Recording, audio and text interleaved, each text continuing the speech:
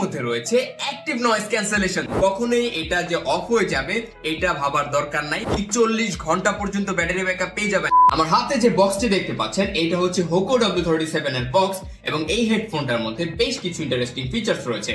চলুন জানি একে একে। নাম্বার 1, এটা অনেক বেশি কম্প্যাক্ট এন্ড কমফোর্টেবল। আপনারা চাইলে এটাকে ফোল্ড করে যে কোনো জায়গায় ক্যারি করতে পারবেন আপনি যদি অনেক বেশি ট্রাভেল করে থাকেন। এছাড়া এর যে বিল্ড কোয়ালিটি এটা অনেক বেশি জোস। এখানে প্লাস্টিকের বদলে মনে হয় যে কোনো মেটাল টাইপ কিছু ইউজ করা হয়েছে, এত বেশি প্রিমিয়াম। এবং এর যে এয়ার মাফ গুলো রয়েছে এগুলো অনেক কমফোর্টেবল, কানে কোনো ব্যথা হয় না। উপরে যে হেড মাফ রয়েছে এটা অনেক কমফোর্টেবল এবং এর ডিজাইনটা দেখেন খুবই চমৎকার। আপনারা পড়লে কানে এটা মানে যে কেউ তাকিয়ে থাকবে এবং এটা খুবই কমফোর্টেবল। আমি কানে পরে দেখছি, আপনারাও দেখতে পাচ্ছেন। এবং এটা যখন কানে পড়বেন একটা ফ্যাশনের মতো ভাইব চলে আসে। নাম্বার 2, এর মধ্যে রয়েছে ব্লুটুথ 5.0 এবং 3.5 অডিও জ্যাকেট সাপোর্ট।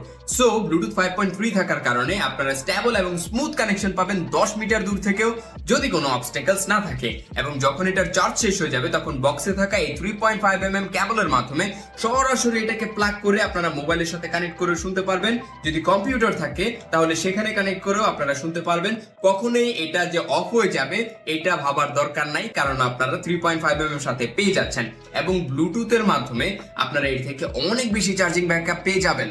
নাম্বার 3, এর মধ্যে রয়েছে 500 mAh এর একটি ব্যাটারি যা 2 ঘন্টা চার্জ করে আপনারা 40 ঘন্টা পর্যন্ত ব্যাটারি ব্যাকআপ পেয়ে যাবেন, এমনটি দাবি করছে কোম্পানি।